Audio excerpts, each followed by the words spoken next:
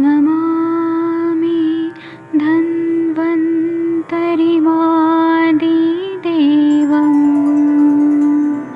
सुरासुरैर्वन्दितपादपद्मम् लोके जरामृत्युनाशम्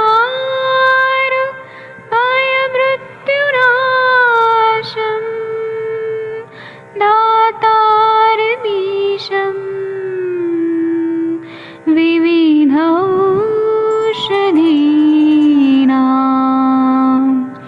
शङ्खं चक्रं जलौकां दधतं मृतघटं चारुतोर्भिश्चतुर्भिः सूक्ष्मस्वच्छादिरुद्यं शुकपरिविलसन् मौलिमम्भोजनेत्रम् कालाम्बोदोज्ज्वलाङ्गं कटितटविलसत् चारुपीताम्बराढ्यं वन्दे धन्वन्तरिन्तं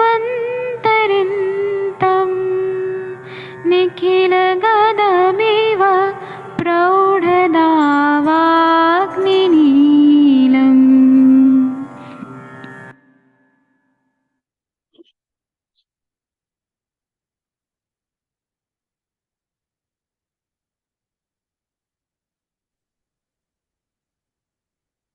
प्रणाम सभी लोग। मैं वैद्य अरविंद पाठक आप सभी लोगों का स्वागत करता हूं। आइए हम लोग माधव निदान में गलगंड के बाद अपची पढ़ा, गंडमाला पढ़ा, अब ग्रंथि पढ़ा, अब हम लोग अर्बुद के निदान ये पढ़ेंगे। माधव निदान सभी को पढ़ना चाहिए क्योंकि हमारे पास पेशेंट जब भी आते हैं तो हमारे संप्राप्ति का कॉन्सेप्ट क्लियर होना चाहिए, हेतु का कॉन्सेप्ट क्लियर होना चाहिए, तभी हम लोग अच्छे से डायग्नोसिस कर पाते हैं और अच्छी चिकित्सा दे सकते हैं।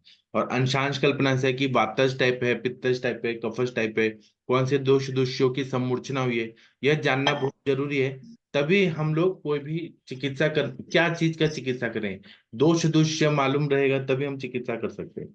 तो अर्बुद के निदान, अर्बुद के बारे में हमारे माधव निदानकार एकदम स्पष्ट रूप से बताते हैं कि गात्र प्रदेशे क्वचित देव दोषाः सम्मूर्छिता मासम असृक् प्रदुष्य वृत्तम स्थिरम मंदरुजम महांतम अनल्पम मूलम चिरवृद्ध पाकम कुर्वन्ति माचोश्रय मत्यगाधम तदर्बुदम शास्त्रविदो वदन्ति वातेन पित्तेन कफेन चापि रक्तेन मासेन च मेदसा वा तज्जायते तस्य च लक्षणानि ग्रंथेः समानानि सदा भवन्ति।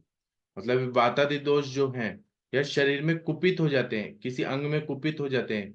अब वातादि दोष मतलब वात पित्त कफ शरीर के किसी अंग में कुपित होकर मांस और रुधिर को दूषित करके शोथ कर देते हैं।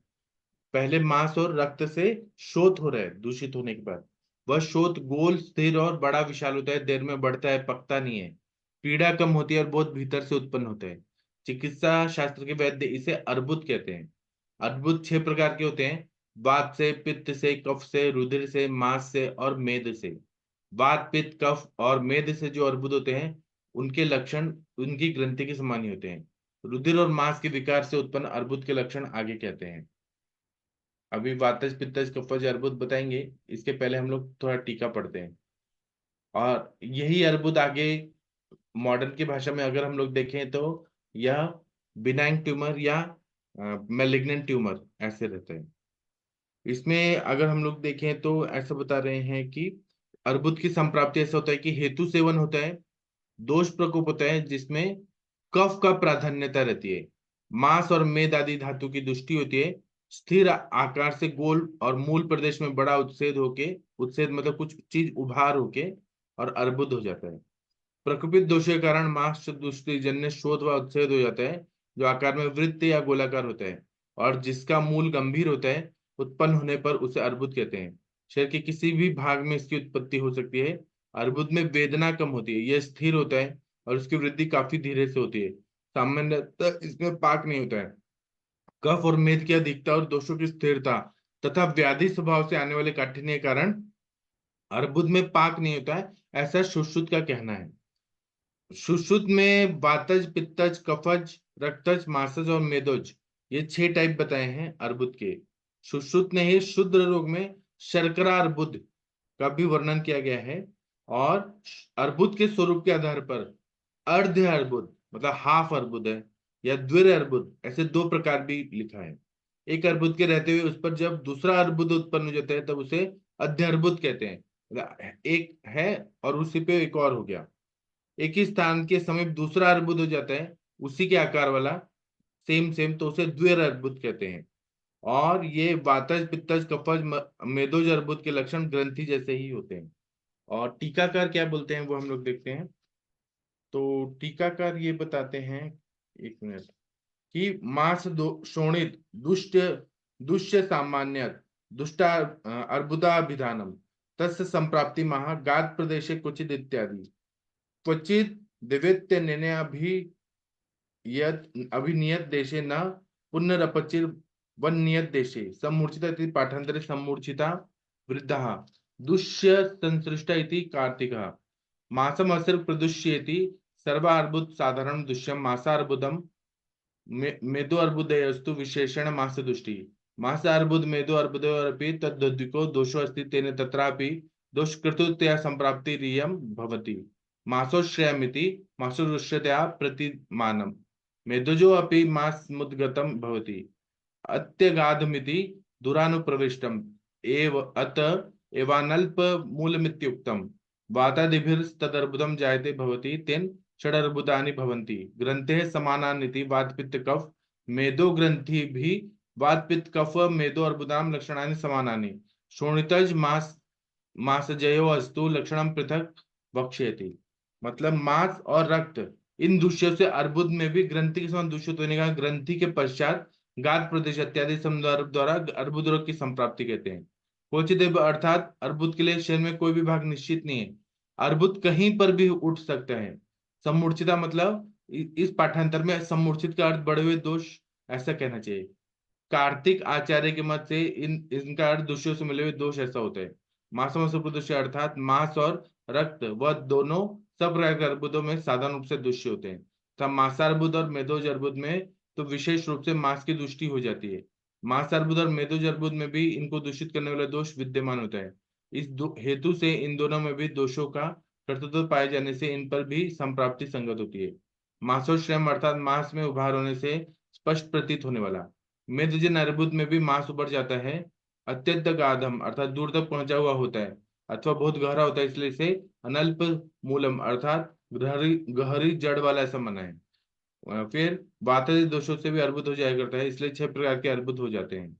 ग्रंथेय समान वात पित्त कफ मेदोजन्य अर्बुदों के लक्षण क्रमशः वात पित्त कफ और मेदोजन्य ग्रंथि के समान ही होते हैं। रक्तज और मांस में अर्बुद के लक्षण पृथक आगे गए हैं। ग्रंथि और अर्बुद में मांस और रक्त की विशेष रूप से दूष्य होते हैं। मांस धातु और मांस और रक्त विशेष दूष्य होते हैं तथा इनके लक्षण भी कुछ समान ही होते हैं। इसलिए ग्रंथि रोग के पश्चात अर्बुद रोग का वर्णन करते हैं। अर्बुद को प्रचलित भाषा में रसौली कहते हैं। रसौली मतलब जैसे फाइब्रॉइड वगैरह भी हो गया तो बिनाइन ट्यूमर ऐसा भी होता है। और अगर वो ज्यादा खराब हो रहा है, विकृत हो रहा है, बढ़ रहा है तो उसको मैलिग्नेंट ट्यूमर कहते हैं। अत्यंत प्रकोपित दोष शरीर के किसी भाग में मांस और रक्त को दूषित करके गोल स्थिर और मंद मंद पीड़ा युक्त अथवा पीड़ा रहित बहुत भारी गहरी जड़ों वाले और चिरकाल तक बढ़ने वाले पाक रहित अनाथ मांसोश्रय को कर देते हैं, उसे अर्बुद कहते हैं। अर्बुद के भेद बताते हुए कहते हैं कि वात से, पित्त से, कफ से, मांस और मेद से होते हैं। इसके लक्षण ग्रंथि के लक्षणों के समान होते हैं। इसकी चिकित्सा, सामान्य चिकित्सा क्या है बताइए, वो हम लोग देखेंगे। चिकित्सा सामान्य रूप से ये बताइए कि विविध प्रकार के दोषों के उपचार करने चाहिए। और फिर दोषों के हिसाब से चिकित्सा बताइए, तो वो हम अभी बाद में पढ़ते हैं। अभी आप लोग कुछ बोलना चाहते हैं तो बोल सकते हैं। इसमें खासकर मांस और रक्त धातु की दृष्टि होती है, ऐसा बताएं। कुछ बोलना चाहते हैं आप लोग अर्बुद के बारे में तो बोल सकते हैं। नहीं बोलना, ठीक है। आप लोग फिर सुनिए, अब हम रक्तज अर्बुद के बारे में पढ़ते हैं। रक्तार्बुद के निदान। दोषः प्रदुष्टो रुधिरम शिराश्च संकुच्य संपीड्य ततस्त्वपाकम स्रावमुन्नहति मांसपिंडम मांसाकुरे राचित मां सुवृद्धम करोत्यजस्रम रुधिर प्रवृत्ति असाध्य में तत् रुद्रात्मकम तो रक्तक्षयोपद्रवा पीड़ितत्वात् पांडुर्भिर्भवेत् अर्बुद पीड़ितस्तु। मतलब वातज दोष प्रकोपित होकर रुधिर और शिराओं को संकुचित तथा संपिंडित अच्छी तरह से पिंडी के समान गोल करके शोथ उत्पन्न कर देते हैं। इसमें रुधिर और शिराओं को संकुचित कर रहा है वात पित्त कफ, और संपिंडित मतलब पिंडी के समान गोल करके शोथ उत्पन्न कर देता है। वह मांसपिंड बहुत शीघ्र बढ़ता है किंतु पकता नहीं है। उसके समय मांस के अंकुर बहुत से निकलते हैं, उसमें कुछ स्त्राव होता है, थोड़ा थोड़ा रुधिर निरंतर निकलता है। रुधिर स्राव से निकलता है क्योंकि ऊपर कह चुके हैं ये पकता नहीं है। इसे रक्तार्बुद कहते हैं। यह साध्य होता है और इसमें रुधिर का क्षय होता है, इस कारण इसको रक्तार्बुद का रोगी पांडुवर्ण का हो जाता है। और इसके बारे में ऐसा बता रहे हैं कि दुष्ट हुए दोष रक्त दुष्टि और सिराओं का संकोच करके पाक रहित और या अल्प पाक युक्त मांसांकुर से व्याप्त मांसपिंड उत्पन्न कर देते हैं। यह मांसपिंड काफी जल्द बढ़ता है और इसमें ईशस स्त्राव होता है। यह स्त्राव निरंतर बहता है। इन लक्षणों की युक्त रक्तार्बुद असाध्य होता है। रक्तज अर्बुद से पीड़ित रुग्ण में तीव्र पांडुता और रक्त क्षयजन्य अनेक विकार हो जाते हैं। टीकाकार क्या बोलते हैं? रक्त अर्बुदम माह दोषः प्रदुष्टे इत्यादि संकुच्येति अंतर्भावितो अत्र इत्यर्थः। अपाकमेवत् पाकम तेन शास्त्रव मृत्युपपन्नम भवति दोषम उन्नयति उषितो भवति शास्त्रव मिशस्त्रावा स्त्रवम मांसपिंडाशु वृद्धम शीघ्रवर्धनम मांसांकुरे राचितम करोति तथा अजस्रम रुधिर प्रवृत्तिमपि करोति रुधिरम चात्राधिष्ठान मूलम शिरागतम प्रवर्ते न तो पाकात् ईषदेव शास्त्रावस्थम क्लेद रूप स्योक्तत्वात् किंवा उन्नह्यत्यर्थ भवत्यर्थ तेन मांसपिंड मुन्नाह दह्यति उद्गतम करोति दोषाः प्रदुष्ट इति पाठपक्षे शास्त्रमुन्नयः हि इति पाठः उन्नय उन्नय अंतर्भावेर अर्थ ही पादपूर्ण दोष प्रदुष्ट इत्यादि से रक्तार्बुद के लक्षण लिखते हैं। संकुच्य यहाँ पर अंतर्भावित अन्यर्थ समझना चाहिए।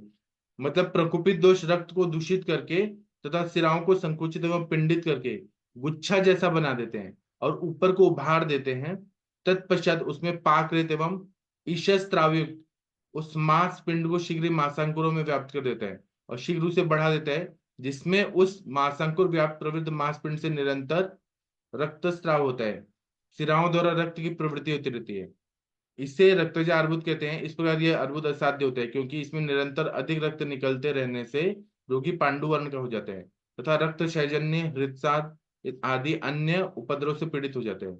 अर्थात दुष्ट दोष रुधिर को दूषित करके रक्त वाहिनियों का अत्यंत पिंडी संकोच कर देते हैं, जिससे वहां एक मांस का गोला सा बन जाता है और उस मांसपिंड पर छोटे छोटे मांसांकुर उड़ जाते हैं।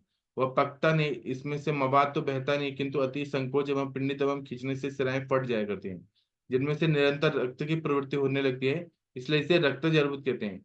सिराओं के फटने से निरंतर रुधिर प्रवृत्ति होती है और अधिक रक्त निकल जाने से रोगी का वर्ण पांडुर पड़ जाता है तथा हृदय के बैठ जाने से रोगी की मृत्यु भी हो जाती है। इसलिए इसे असाध्य माना है। इस प्रकार के अर्बुद को आधुनिक वैद्य ब्लड कैंसर मानते हैं। रक्त अर्बुद को ब्लड कैंसर माना गया है। ऐसे ही सारे सिम्टम्स दिखते हैं। आप लोग कुछ बोलना चाहते हैं? वैद्य कंचन मैडम, आपने ब्लड कैंसर के पेशेंट देखे हैं तो बताइए ना, सबको सीखने को मिलेगा।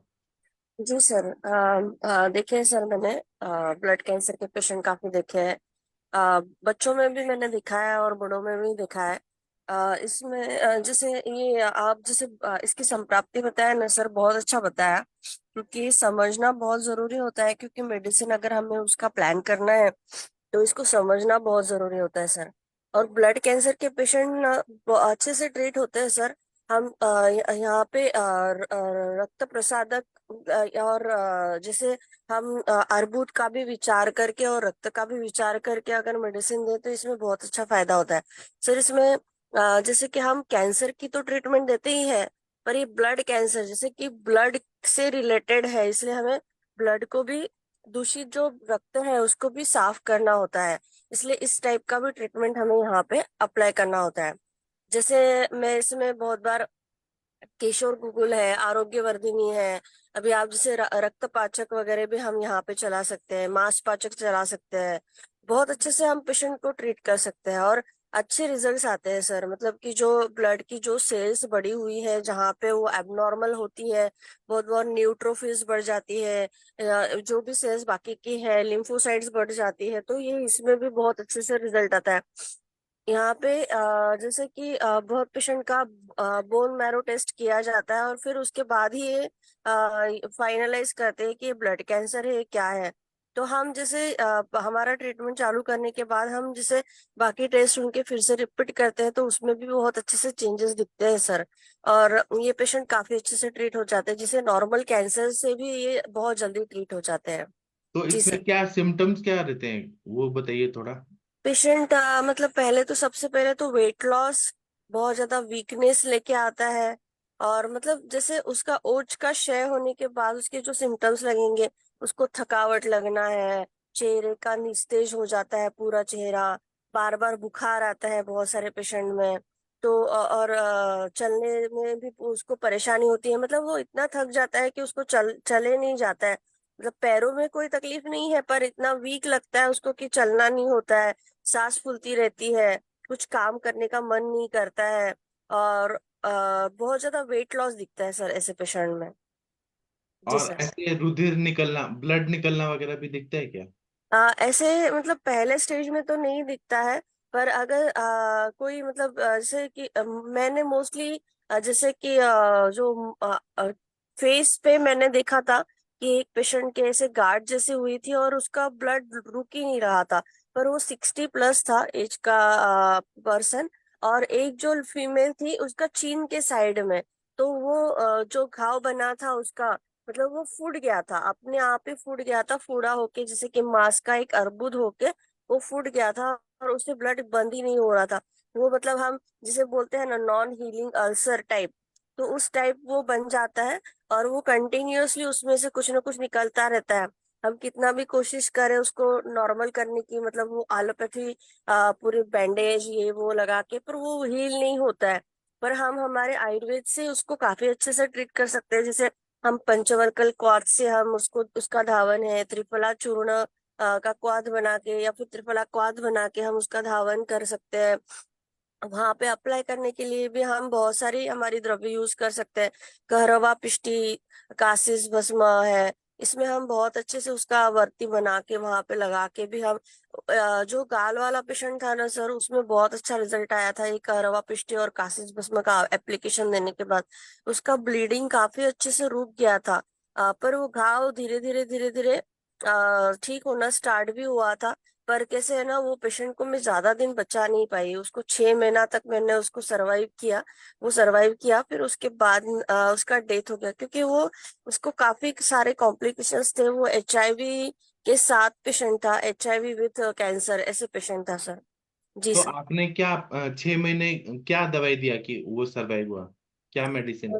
फिर जैसे कि स्वर्ण वसंत मालती है, उसमें कासिस भस्म रसमाणिक्य डाला था मैंने। वहां पे कांचनार, बुद्धिवादिका वटी, सिस्टोग्रिड डायमंड, और तुलसी के पत्तों का जूस है, गवांकुर जूस है। और ये हीरक भस्म वगैरह मैंने दिया था, मोती पिष्टी दिया था, कामदुधा, प्रवाल पंचामृत, यही सब मेडिसिन दिया था सर। सर्वकल्पक्वाथ, कायाकल्पक्वाथ। और जैसे ये हमने एप्लीकेशन बोला आपको, जैसे कायाकल्प का तेल भी वहां पे अप्लाई करने के लिए दिया था। कहरवा पिष्टी में मिला के हम कायाकल्प तेल को भी अप्लाई कर सकते हैं, या फिर नॉर्मल तेल है अगर किसी के पास तो नॉर्मल तेल में। पर कायाकल्प तेल एक व्रण रोपक का काम करता है, तो बहुत अच्छे से काम करता है। और और प्राणायाम, हाँ। डाइट वगैरह थोड़ा सा समझा के दिया था। तो वो ऐसे लग रहा था मुझे ठीक हो जाएगा, पर शायद वो HIV होने के कारण वो सरवाइव नहीं किया सर।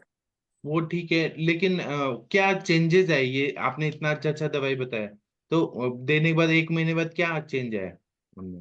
अच्छा, सबसे पहले तो जो घाव कंटिन्यूअसली बह रहा था वो तो रुक गया था, पूरा 4-5 दिन में ही रुक गया था। और ऐसे लग रहा था कि वो हील होना स्टार्ट हो जाएगा। जो उसके गाल के साइड में था उसको खाने में तकलीफ हो रही थी, तो वो खाना अच्छे से मतलब नॉर्मल जैसे सॉफ्ट वाला फूड आराम से ले पा रहा था, नहीं तो पहले वो बिल्कुल लिक्विड पे था। और उसका जो एक जैसे एनर्जी लेवल था वो भी काफी अच्छे से बढ़ गया था। और वो उसको खुद को फील हो रहा था कि वो ठीक हो रहा है करके। तो काफी अच्छे चेंजेस थे उसमें। और जो एक कंटिन्यूअसली बेड पे लेटे हुआ आदमी, जैसे कि एक नॉर्मल घर में चल रहा है, टीवी देखने की इच्छा हो रही है, लोगों के साथ बातें करने की इच्छा हो रही है, मतलब उसके घर वाले भी बोलते थे कि इनमें काफी चेंजेस है। ये हम लोगों ने काफी दिनों से नहीं देखे थे कि ये बिल्कुल खुद हताश हो चुके थे। तो उनको लग रहा था कि वो ठीक हो जाएंगे करके। भूख लग रही थी, पेट अच्छे से साफ आ रहा था, मतलब उनका जो एक ओज वर्धन होना स्टार्ट हो गया था, ऐसे लग रहा था कि ये ठीक हो जाएंगे। जी सर। बहुत अच्छा बताया मैम आपने। और ऐसा केस कोई और बताना चाहता है तो बता सकते हैं।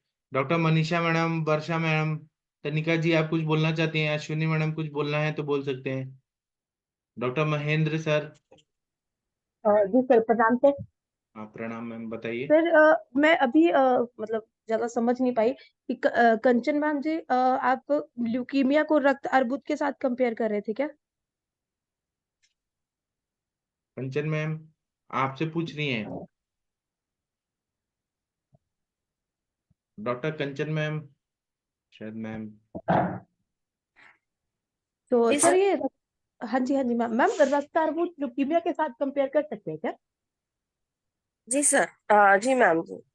वो मैम थोड़ा सा समझा सकते हैं क्या?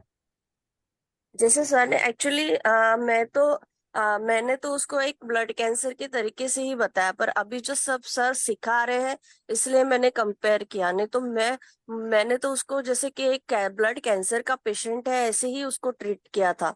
जी जी अभी जी। जैसे कि माधव निदान पढ़ने का वही एक फायदा होता है, सर जैसे पढ़ाते हैं तो हम उसको कोरिलेट करते हैं और सर भी बताते हैं कि नहीं ये इसके साथ हम कंपेयर कर सकते हैं।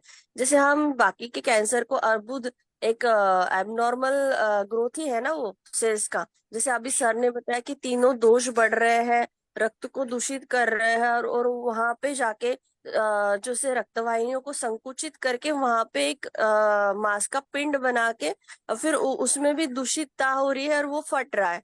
तो सेम ऐसे ही दिखता है मैम, जैसे कि अभी मैंने देखा हुआ था पेशेंट, इसलिए मैं उसको कोरिलेट कर पाई, नहीं तो नहीं पॉसिबल मैम, नहीं है। एक्चुअली हाँ, वो मैम एक डिफरेंट डिफरेंट केसेस होता है। ल्यूकीमिया में तो मैम सिर्फ टीएलसी इसका आप देखोगे ना, तो वही है ना, क्योंकि रक्त अर्बुद और ल्यूकीमिया मैम दोनों ही डिफरेंट चीजें हैं। क्योंकि जब मैं कैंसर हॉस्पिटल में थी तो जो ल्यूकीमिया के पेशेंट मेरे पास हमारे पास आते थे, तो उसमें मेन वही होता था कि उसकी मतलब इम्यूनिटी के साथ में टीएलसी अपनी काफी हाई चले जाते थे, न्यूट्रोफिल्स और न्यूट्रोफिल जो है वो काफी डाउन आ जाते थे, but there is no correlation between the अर्बुद एंड टीएलसी। और मैम वो ऐसे कोई भी हमारी जो आयुर्वेद की जो भी डिसीजेस है उसको तो कोई बीमारी के साथ हाँ, कोरिलेट मैं नहीं वही है। समझना चाह रही हूँ मैम, एक्चुअली हाँ, मुझे समझ नहीं हम आया, मैं करते इसलिए ही आपसे नहीं है पूछ। एक्चुअली। हम हमारे हिसाब से ही ट्रीट करते हैं, पर जैसे कि अभी हमें पेशेंट आता है और हमारे पास जैसे हम थोड़ा सा उसका कोरिलेशन करते हैं, पूरा कर ही नहीं सकते मैम, एक्चुअली हाँ जी, देखे हाँ तो जी, हाँ जी, हाँ हम जी, कर ही नहीं सकते और हम करते भी नहीं है। जी जी जी तो जी। हमें करना भी नहीं है, हम हमारे आयुर्वेद के हिसाब से ही जाए। तो मैम जो आपने ट्रीट किया था वो आपने ब्लड कैंसर ट्रीट किया था या आपने रक्त अर्बुद ट्रीट किया था? मैम इसे सबसे पहले तो वो रक्तार्बुद करके पेशेंट नहीं आया था, जैसे कि उसका डायग्नोसिस वो ल्यूकेमिया करके लेके आया था। और फिर जैसे उसका कुछ दिन के बाद, मतलब उसके पहले वाले जो सिम्टम थे वो ल्यूकेमिया वाले ही थे, पर जैसे चेहरे पे घाव होने के बाद हो सकता है ना कि वो कन्वर्ट होता हो आगे, जैसे कुछ उपद्रव के हिसाब से। तो बहुत बार ऐसे हम देखते हैं ना कि मल्टीपल चीजें एक साथ एक आधी पेशेंट में होती है, उस टाइप का ही उसका, क्योंकि उसमें एचआईवी पहले से ही था, मतलब कि रक्त दूषित पहले से ही था उसका। तो ये कन्वर्ट हुआ पेशेंट, क्योंकि अभी उसका कोरिलेशन में इतना नहीं कर पाती हूँ, पर ये पेशेंट मैंने देखा हुआ कि घाव होता है। बहुत बार पेशेंट में देखो, आप स्तन पे भी देखोगे ना, तो बहुत बार स्तन्य वृद्धि के वृद्धि नहीं बोलूंगी मैं उसे, जहाँ पे वो एक गार्ड जैसे बन जाता है, पर बहुत कम पेशेंट में वो फटता है। हर एक पेशेंट में फटेगा ऐसे जरूरी नहीं है। तो आप उसको वैसे देख सकते हो कि एक रक्तार्बुद है या फिर और कुछ है करके, इस टाइप से। पर कोरिलेशन नहीं होता है मैम, हाँ, एक्चुअली कोरिलेशन करना भी समझ नहीं चाहिए। हाँ जी। ठीक है, थैंक यू। ठीक है, और कोई कुछ बोलना चाहते हैं? हाँ रक्त बोलिए। रक्तार्बुद के जो लक्षण बताए मुख्य रूप से, और वो हुई है कि मासांकुर आचितम, मतलब असंख्य मासांकुर निकलते हैं उसमें से, और अजस्रम रुधिर प्रवृत्ति, और कंटिन्यू उसमें रुधिर प्रवृत्ति होती है, और रक्तक्षय होता है। तो ये उसमें ये तीनों लक्षण उसमें नहीं मिलते ब्लड कैंसर में, इसीलिए मेरी भी कुछ शंका हो रही थी, ये ब्लड कैंसर और रक्तार्बुद एक नहीं हो तो सकते सर। हम आदित्य सर से पूछते हैं ना। सर आदित्य सर, अगर आप हैं तो आप ब्लड कैंसर के बारे में कुछ बताएंगे? सिम्टम, उसमें ब्लड आता है कि नहीं आता है? सर ब्लड कैंसर में ब्लड निकलता है और WBC काउंट्स कम रहते हैं, और जिसके कारण सेकेंडरी इन्फेक्शंस होते हैं, और ब्लीडिंग होती है क्योंकि प्लेटलेट काउंट्स कम रहते हैं। और सर ओवरऑल आयुर्वेद से ब्लड कैंसर ठीक करना ज्यादा आसान है बजाय मांस अर्बुद को ठीक करना, तो मतलब रिलेटिवली ठीक करना आसान है। जी सर। तो क्या आयुर्वेद से क्या दवाई देते हैं? सर जैसे आपने जैसे बताया अ, रक्तपाचक, रसपाचक, रक्तपाचक तो देते ही हैं सर। जी। जैसे वासा, गुडुचि, कटेरी, ये जो जो तिक्त रसात्मक जो द्रव रहते हैं। और फिर सर रक्तपित्त की चिकित्सा करते हैं। और सर भस्में देते हैं सर, जैसे पारद की भस्में, जो मतलब मैंने यूज करी है सर, तो उससे ठीक हो जाता है सर कैंसर, अगर अच्छी भस्में बनी हुई हो। और जो दूसरे वैद्यों ने जैसे यूज किया, जैसे महादेवन सर बताते थे, वो तो वासा गुड़ुचादि कषायम ही ज्यादा देते थे, तिक्त रसात्मक पहले देते थे द्रव्य, और भस्म देते थे। जी। और कोई कुछ जैसे पूछना रजत, चाहते हैं तो खासतौर पूछ से सकते हैं। रजत, हाँ। रजत भस्म, खासतौर से रजत के और पारद के कॉम्बिनेशन। हाँ। कोई कुछ पूछना चाहते हैं तो आदित्य सर से पूछ सकते हैं, सर कैंसर पे ही काम करते हैं। हाँ मनीषा मैडम कुछ बोल रहे हैं, बोलिए। प्रणाम सर। सर हाँ। मॉडर्न में इसको कैसे लेते हैं? जैसे प्लेटलेट्स कम हो गया, हम तो आयुर्वेद में हाँ जैसे मैम, दे रहे हैं। मैम जैसे इसमें होता क्या है कि मतलब बोन मैरो में जो स्टेम सेल्स रहते हैं उनमें विकार आ जाते हैं, और उसके कारण वो विकृत स्टेम सेल्स से विकृत कोशिकाएं बनाने लगते हैं। खासतौर से विकृत वाइट ब्लड सेल की जो कोशिकाएं है वो बनने लगती है। तो वो बोन मैरो में जैसे एक तरह से आम का संचय हो जाता है, विकृत सेल्स के कारण जगह नहीं बचती है, आम हो जाता है इकट्ठा। तो प्लेटलेट्स और रेड ब्लड सेल्स और वाइट ब्लड सेल्स जो बोन मैरो में बनते हैं, उनको बनने की जगह नहीं रहती, क्योंकि जो विकृत सेल्स होते हैं वो पूरी जगह घेर लेते हैं। और तो ये इसमें ही बार बार विकृत। जैसे प्लेटलेट्स देते रहते हैं पेशेंट को, जी और मैम, कुछ क्योंकि समय के बाद फिर वो सरवाइव भी नहीं कर पाता है। जी मैम, क्योंकि बोन मैरो में जो विकृत सेल्स बनते हैं सर मैम, वो प्लेटलेट्स की जगह घेर लेते हैं। जैसे बोन मैरो में ही हमारे प्लेटलेट्स, WBCs और RBCs के जो प्रिकर्सर्स होते हैं, मतलब उनके जो स्टेम सेल्स होते हैं वो रहते हैं, तो उनको जगह नहीं मिलती मल्टीप्लाई करने के लिए। और उनका जो घर, या उनका जो मिल्यू, या उनका जो एटमॉस्फेयर रहता है वो खराब हो जाता है वहां पर। तो जब तक वो जगह वहां पे क्रिएट करे, मतलब बोन मैरो के अंदर, तब तक वो सेल्स बनते नहीं है। मतलब फैक्ट्री खराब हो जाती है, ऐसे बोलते हैं कि प्रोडक्शन फैक्ट्री जो बोन मैरो के अंदर है वो खराब हो जाता है, ऐसे बोलते हैं। तो ये मेन कारण रहता है, इसी के कारण तीनों अच्छी जो कोशिकाएं हैं वो ब्लड में कम रहती है। एक बार वाइट ब्लड सेल शरीर के अंदर कम रहे तो कोई सा भी इन्फेक्शन हो जाता है, और इसके कारण पेशेंट ICU में जाता है। अगर प्लेटलेट कम रहे तो कभी कहीं से भी ब्लीड हो जाती है, जैसे ब्रेन में हो जाए या गट में हो जाए, तो उसके कारण हाइपोटेंशन का और ब्रेन शिफ्ट, मिडलाइन शिफ्ट का चांस रहता है। और या फिर WBC कम होता है तो लंग में सबसे कॉमनली निमोनिया हो जाता है, तो इस कारणवश पेशेंट क्रिटिकल हो जाता है। जी मैम। सर ब्लड कैंसर में कहीं ये अर्बुद वगैरह भी होता है, इस तरह का मांसांकुर जिस तरह बताया, इस तरह का भी कहीं होता है ये? सर ब्लड कैंसर में वैसे तो अर्बुद नहीं मिलता है, लेकिन सर जब ये प्रोग्रेस कॉम्प्लेक्स लग करता है, रहा है थोड़ा सा, थोड़ा जब प्रोग्रेस थोड़ा कॉम्प्लेक्स लग रहा है जी। वैसे तो अर्बुद नहीं मिलता है और बहुत जल्दी रिस्पॉन्ड करता है, लेकिन जब प्रोग्रेस करता है या जो जो विकृत कोशिकाएं हैं, जो जब वो बहुत ज्यादा विकृत रहती है तो कभी कभार वो छोटे छोटे मतलब कड़क मांस अर्बुद नहीं बनाती है, छोटे छोटे मांस के अर्बुद बनाती है। मतलब वो उतने टाइट नहीं रहते जितने अपने सॉलिड ऑर्गन या जैसे ब्रेस्ट के कैंसर के जो अर्बुद टाइट रहते हैं, इतने टाइट नहीं रहते। सर वो लिम्फ नोड्स वगैरह कह रहे हो आप?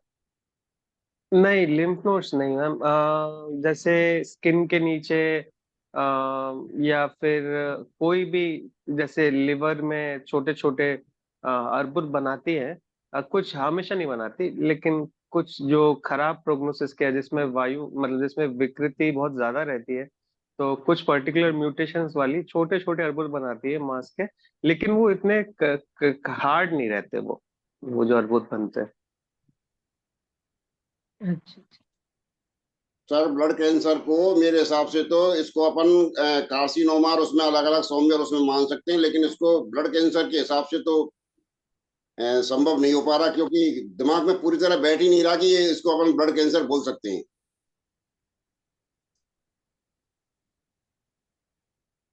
क्योंकि अर्बुद के लक्षण आते ही नहीं, तो फिर उसको अपन रक्त अर्बुद कैसे कहेंगे, क्योंकि इसमें तो 3 लक्षण तो मुख्य रूप से ही हैं। फूल अभी रक्तार्बुद जो है, निकलना और उसमें रुधिर प्रवृत्ति होना, फिर उसके बाद में रक्त क्षय होना, तो वो चीज जब तक नहीं दिखेगी जब तक फिर उसको कैसे मानेंगे। और ये भी सही है, ये तो कला जो अपनी त्वचा है, इसमें कला वगैरह उनका ही होता है, ये भी कन्फर्म है।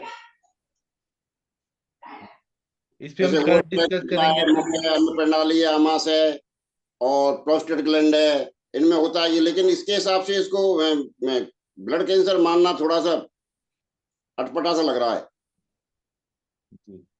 ठीक है, इस पे हम कल डिस्कस करेंगे सर। अभी मैं सेशन बंद करता हूँ, आधा घंटा हो गया है। अब हम 7 बजे मिलेंगे, अष्टांग हृदय के क्लास होगा।